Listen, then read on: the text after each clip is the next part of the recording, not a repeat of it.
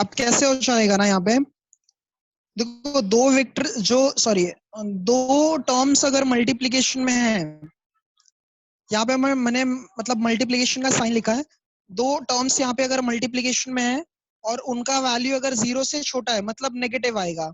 इसका जो आंसर है, मतलब देखो ये दोनों टर्म्स किस में है, मल्टीप्लिकेशन में है और उसका वैल्यू 0 से लेस देन है, इसका मतलब ये इसका साइन जो है वो क्या होगा, नेगेटिव होगा। नेगेटिव क्यों होगा, क्योंकि कैसा होता है इसमें जो वैल्यू है वो मल्टीप्लाई करने के बाद में 0 से छोटा है।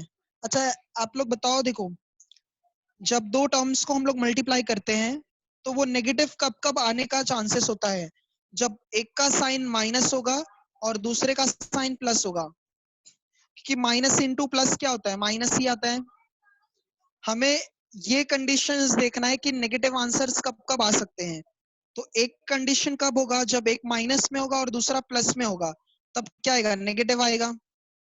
या फिर ऐसा कंडीशन हो सकता है कि एक प्लस में होगा और दूसरा माइनस में होगा, तब भी क्या आएगा, आंसर नेगेटिव में आएगा। समझे आप लोग। देखो वापस से रिपीट करता हूं मैं, दो टर्म्स किस में है, मल्टीप्लिकेशन में है और इनका आंसर जो है वो 0 से छोटा है, मतलब क्या दिया है, नेगेटिव दिया है। नेगेटिव कब कब आता है दो नंबर्स मल्टीप्लाई करने के बाद में, आप जैसे समझ लो कोई भी यहाँ एक पे नंबर 5 नेगेटिव है, रहेगा तो। हाँ 5 है और 3 है, तो अगर इनको मल्टीप्लाई करोगे तो आप ये हमेशा प्लस में ही आएगा 15। बट अगर एक नंबर नेगेटिव है और एक नंबर पॉजिटिव है तो ये हमेशा नेगेटिव आएगा, हमें क्या आएगा, नेगेटिव। तो ये दो कंडीशंस हो सकता है पॉसिबल। तो हम लोग केस 1 यहाँ पे कंसीडर करेंगे। केस 1 ये आपने इनइक्वालिटी में पढ़ा रहेगा आप लोगों ने। तो कैसे हो जाएगा, फर्स्ट वाला देखो नेगेटिव है, इसका मतलब 12C जो है वो नेगेटिव है, मतलब 0 से छोटा है। एंड यहाँ पे प्लस है, प्लस मतलब क्या हो जाएगा ये कि 3C प्लस 4 ये 0 से बड़ा है। तो इसको सिंप्लीफाई करो स्टूडेंट यहाँ पे, तो ये C वहीं पे है, लेस देन भी वैसे ही है। 12 वो अगर वो साइड जाएगा, 12 वो साइड जाएगा तो 0/12 मतलब क्या होगा, 0 ही आ जाएगा। एंड यहाँ पे 3C ग्रेटर देन प्लस 4 अगर ये साइड आएगा तो -4, तो C क्या होएगा, ग्रेटर देन -4/3। ये कंडीशन बन गया, एक लेस देन के लिए और एक ग्रेटर देन के लिए। केस 2 यहाँ पे सिर्फ आपको थोड़ा सा यहाँ पे कॉन्सेप्ट वगैरह आपको मतलब जो लास्ट ईयर पढ़ा है वही सब यूज करना है, इतना डिफिकल्ट नहीं है, ठीक है। अब ये कैसा हो जाएगा केस 2, एक प्लस में और एक माइनस में। तो अब हम क्या करेंगे, C जो है वो प्लस में है और ये जो 3C प्लस 4 है वो किस में है, माइनस में है, ठीक है। तो ये कैसा हो जाएगा, C greater than 0 and 3C is less than -4, C is less than -4/3। अब देखोगे दो सॉल्यूशन मिल गए हमें, एक C इज लेस देन 0 और C इज ग्रेटर देन -4/3। तो ये और एक ये दो ऐसे हमें सॉल्यूशन मिले। तो देखते हैं कॉमन सॉल्यूशन कहाँ पे आएगा, एक मिनट, हाँ कॉमन सॉल्यूशन कहाँ पे आएगा। तो एक हमने ऐसे डायग्राम ड्रॉ किया, मतलब लाइन ड्रॉ किया, सॉरी। अच्छा ये माइनस में है, एक नंबर 0 है, माइनस में है तो 0 से इस साइड रहेगा, लेफ्ट साइड में, तो -4/3 यहाँ पे हो गया, समझ लो। तो फर्स्ट वाले में देखो C क्या है, 0 से लेस देन है, तो 0 से लेस देन टूवर्ड्स कहाँ पे जाएगा, लेफ्ट साइड में। कुछ डाउट है तो पूछो, हाँ। C से लेस देन है तो इसका मतलब ये C क्या है, 0 से लेस देन है, तो टूवर्ड्स लेफ्ट साइड जाएगा। और ये -4/3 से ग्रेटर देन है तो मतलब टूवर्ड्स राइट साइड जाएगा। तो देख रहे हो कॉमन सोल्यूशन यहाँ से लेके यहाँ तक मिलेगा, मतलब ये पूरा एरिया ये कवर कर रहा है, तो इसका मतलब जो C का वैल्यू होगा वो बिलोंग्स टू 0 से लेके सॉरी -4/3 से कहाँ तक रहेगा, 0 तक रहेगा। और ये ऐसे ओपन ब्रैकेट मैंने क्यों बनाया है, क्योंकि यहाँ पे इक्वल टू नहीं है, इक्वल टू नहीं है, इसीलिए ये ओपन ब्रैकेट ओपन इंटरवल बनाया है।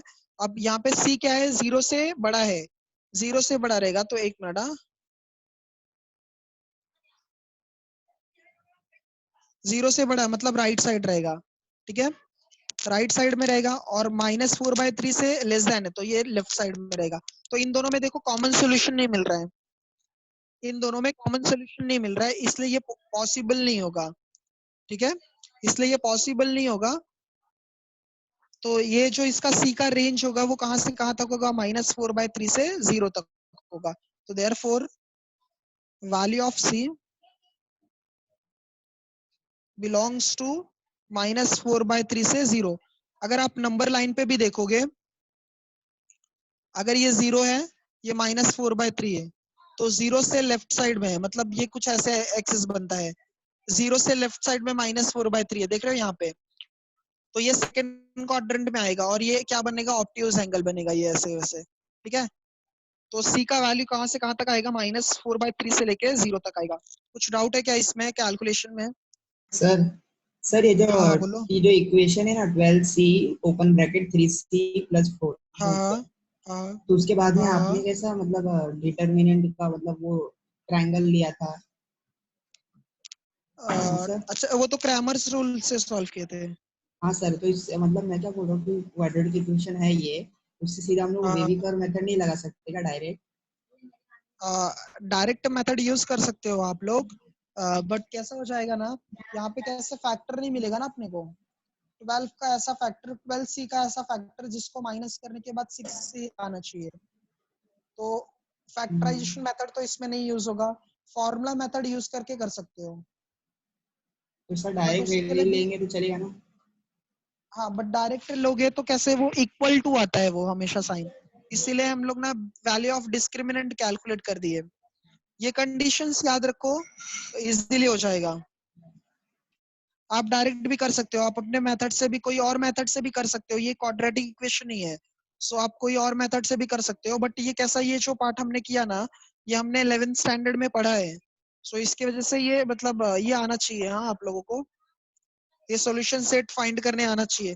तो केस 1 बना, केस 2 बना, केस 2 में कोई रीजन कॉमन नहीं है, इसलिए ये कंसीडर नहीं करेंगे। इसमें 0 से -4/3 तक है, तो ये इन दोनों के बीच का सॉल्यूशन है, इसलिए C बिलोंग्स टू -4/3 टू 0। कुछ डाउट है इसमें? No sir. हाँ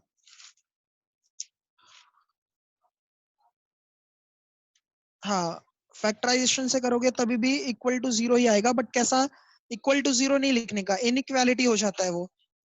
एक काम करता हूँ मैं, थोड़ा सा आप लोगों को मतलब सिलेबस से, 11th स्टैंडर्ड का सिलेबस से थोड़ा सा रिवीजन करा देता हूँ मैं, ताकि वो क्लियर हो जाए आप लोगों को बेस। अब जैसे समझ लो, यहाँ पे दिया है x² plus 5x plus 6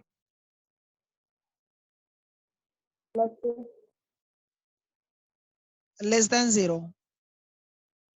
x² plus 5x plus 6 is less than 0। अब ये देखोगे एक क्वाड्रेटिक इक्वेशन बन गया है, x² plus 5x plus 6 is less than 0। तो 6 का ऐसा फैक्टर जिसको प्लस करने के बाद 5 आना चाहिए। अब यहाँ पे इक्वल टू नहीं है, बट आप फैक्टराइजेशन मेथड यूज कर सकते हो। मैं बता रहा हूँ कैसे करोगे ये, नोट में लिख लेना इसको। अब इसको देखो, फैक्टर क्या आएंगे, 6 का ऐसा मल्टीप्लीकेशन जिसको प्लस करने के बाद 5 आना चाहिए। तो 3 और 2 आता है, तो x² वैसे ही लिखेंगे, 3x और 2x प्लस 6 लेस देन 0। ठीक है, तो अब फर्स्ट और सेकंड में कॉमन क्या है, x है, तो x बाहर निकाला, तो ये क्या हो जाएगा, x प्लस 3। इसमें कॉमन क्या आएगा, 2, ये क्या होगा, x प्लस 3 लेस देन 0। तो ये कैसे बन जाएगा, x प्लस 2 और ये x प्लस 3 लेस देन 0। ठीक है, तो दो टर्म्स यहाँ पे अभी आगे मल्टीप्लीकेशन में, और दोनों क्या है, लेस देन 0 है, दोनों भी क्या है, लेस देन 0 है। तो यहाँ पे कैसा हो जाएगा, फैक्टराइजेशन मेथड है करके, अब दो टर्म्स मल्टीप्लीकेशन में और दोनों का वैल्यू क्या है, 0 से छोटा है, मतलब नेगेटिव है, तो दो कंडीशन बनेंगे।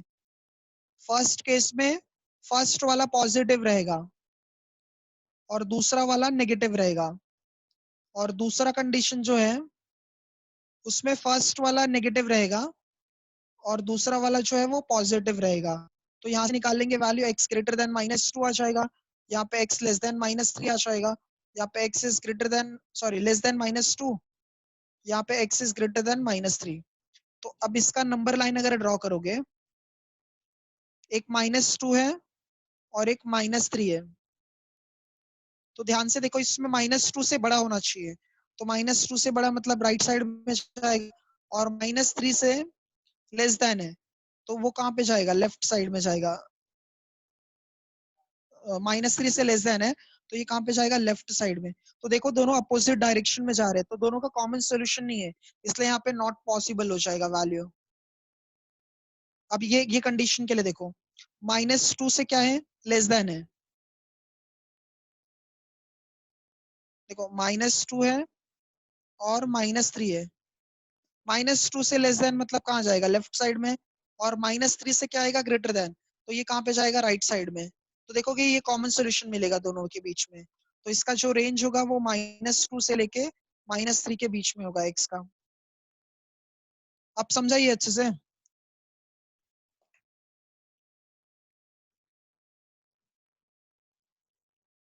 कुछ डाउट है इसमें?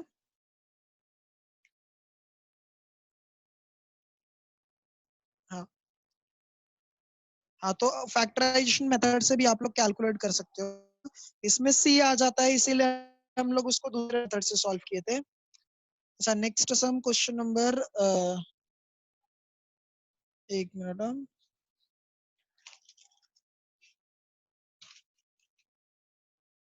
क्वेश्चन नंबर 4 जो है, देखो वो क्या दिया है हमें, show that the sum of the length of projection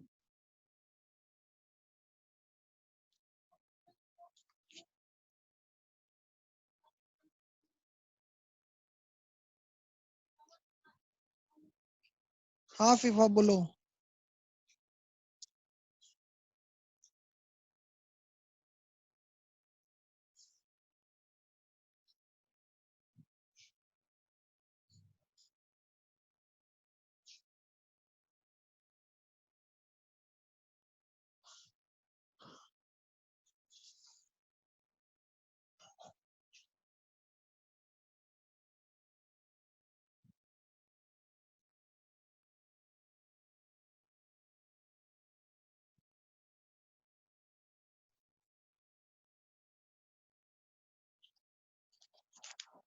क्या डाउट है अफीफा, पूछ लो कुछ भी डाउट है तो। देखो नेक्स्ट सम जो दिया है,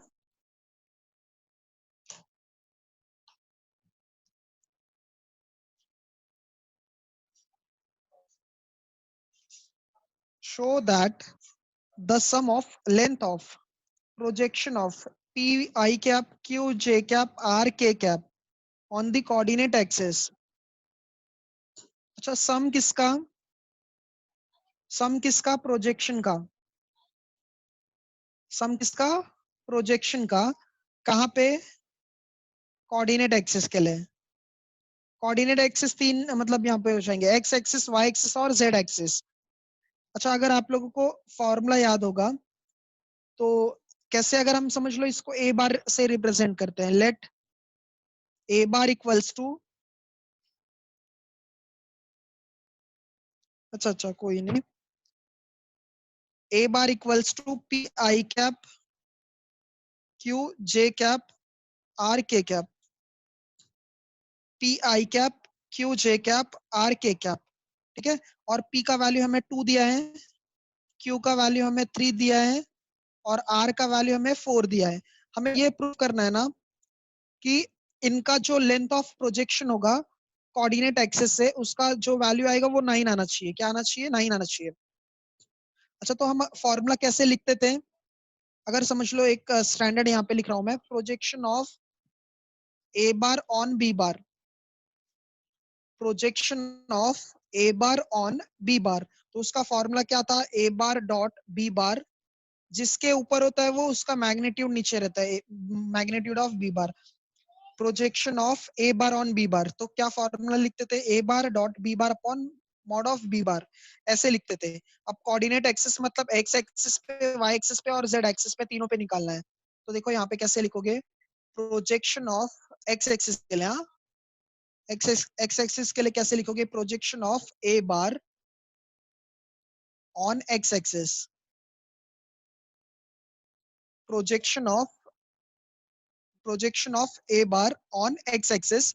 अच्छा, एक्स एक्सिस के लिए कौन होता है, आई कैप होता है, that is on i cap. तो इसका फॉर्मूला जो बनेगा वो क्या होगा, a bar dot i cap upon magnitude of i cap. ठीक है, तो ए बार के लिए स्टूडेंट हमें क्या दिया है, ए बार के लिए पी क्यू आर दिया है, पी क्यू आर दिया है। तो पी आई कैप जैसा एक्स एक्सिस के लिए कैलकुलेट करेंगे ना, वैसे ही वाई और जेड के लिए भी कैलकुलेट करेंगे। तो ध्यान से देखना इसके लिए, ए बार डॉट, ये देखो मतलब प्रोजेक्शन ऑफ क्या है, ए बार ऑन एक्स एक्सिस है, ऑन एक्स एक्सिस मतलब आई कैप आएगा। एक मिनट, हाँ, एक्स एक्सिस पे है, एक्स एक्सिस पे है, इसलिए क्या आएगा, आई कैप आ जाएगा। तो फॉर्मूला कैसे लिखते थे, a bar dot b bar upon magnitude of b bar. तो यहाँ पे भी वैसे ही a bar dot i cap upon magnitude of i cap आ जाएगा। ए बार का वैल्यू जो है वो p i cap q j cap plus r k cap है इनटू आई कैप है। अच्छा देखो, ये जो आई कैप है ना, ये यूनिट वेक्टर होता है, और यूनिट वेक्टर का लेंथ जो है वो 1 होता है। तो इसलिए डिनोमिनेटर में क्या लिखोगे, 1।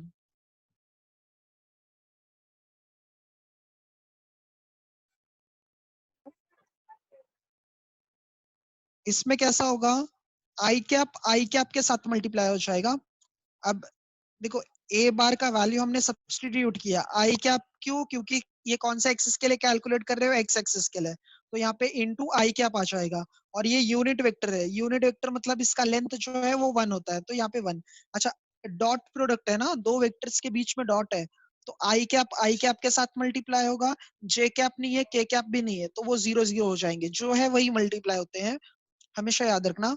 आई कैप जब आई कैप के साथ मल्टीप्लाई होगा तो पी यहाँ पे है और 1 यहाँ पे है, तो पी इंटू 1 क्या हो जाएगा, पी हो जाएगा। बाकी जे और के कैप मिसिंग है, तो वो 0 0 हो जाएंगे, तो सिर्फ पी बचेगा। तो projection of A bar on x axis क्या मिला हमें, सिर्फ पी मिला। तो फर्स्ट इक्वेशन हो गया। अब सेम वैसे ही निकालेंगे projection of A bar on y axis, y axis मतलब क्या, जे पे, that is on j cap. तो ये फॉर्मूला क्या हो जाएगा, a bar dot j cap upon क्या आएगा, magnitude of j cap. Last step, देखो आई कैप के साथ मल्टीप्लाई हो जाएगा, तो पी को अगर 1 के साथ मल्टीप्लाई करोगे तो क्या आ जाएगा, पी आई कैप और आई कैप कितना हो जाता है, 1। जे कैप और के कैप आगे मिसिंग है, आई कैप से मल्टीप्लाई होंगे, तो आई कैप जब इनके साथ मल्टीप्लाई होगा, जे कैप के साथ, के कैप के साथ, तो वो 0 0 हो जाएगा, क्योंकि अपोजिट वेक्टर हो जाते हैं, तो वो 0 0 हो जाएगा। आई कैप पहले इसके साथ मल्टीप्लाई हुआ, तो ये आ गया, आई कैप जे कैप के साथ मल्टीप्लाई हुआ, तो ये पूरा टर्म 0, आई कैप के कैप के साथ मल्टीप्लाई हुआ, तो ये पूरा टर्म 0, तो सिर्फ आई कैप वाला टर्म बचेगा, मतलब कौन बचेगा, पी वाला टर्म। समझा ये,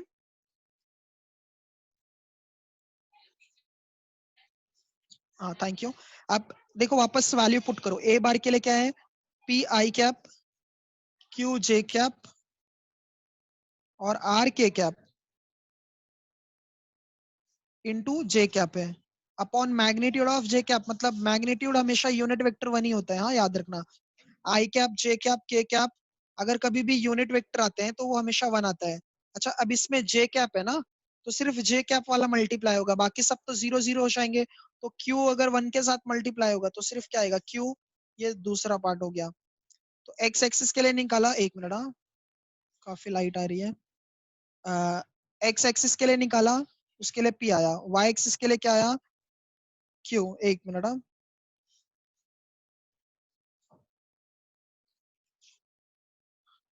फिर उसके बाद में जेड एक्सिस के लिए projection of A bar on Z axis, that is यहाँ पे ऑन के कैप। तो ये क्या हो जाएगा, ए बार डॉट के कैप अपॉन मैग्नीट्यूड ऑफ के कैप। ए बार का वैल्यू पुट करो। ए बार के लिए क्या है, P i cap, q j cap और आर के कैप इंटू के कैप अपॉन मैग्नीट्यूड, तो 1 हो जाएगा। अब यहाँ पे के कैप और के कैप का ही मल्टीप्लाई हो जाएगा, तो सिर्फ कौन आएगा, आर आ जाएगा। तो अच्छा देखो, इसमें क्वेश्चन में ये बोला था sum of the projection, sum of length of projection बोला गया था। तो अब इन तीनों को प्लस कर देना है। तो यहाँ पे क्या लिखोगे, therefore sum of length of projection equals to P plus Q plus R. P का वैल्यू देखोगे स्टूडेंट, यहाँ पे 2 है, 3 है और 4 है। तो 2 प्लस 3 प्लस 4, ये कितना आ जाएगा, 5 प्लस 4 9। तो हमें प्रूफ क्या करना था, होना चाहिए, और यहाँ पे 9 आ गया। ठीक है, तो हेंस प्रूफ्ड। ठीक है, कुछ डाउट है क्या इसमें? प्रोजेक्शन पहले एक्स एक्सिस के लिए निकाला, फिर वाई एक्सिस के लिए और फिर जेड एक्सिस के लिए, सबको साथ में प्लस कर देना है। तो यहाँ पे उसका लेंथ ऑफ प्रोजेक्शन का सम मिल जाएगा हमें। कुछ डाउट है तो पूछ लो इसमें।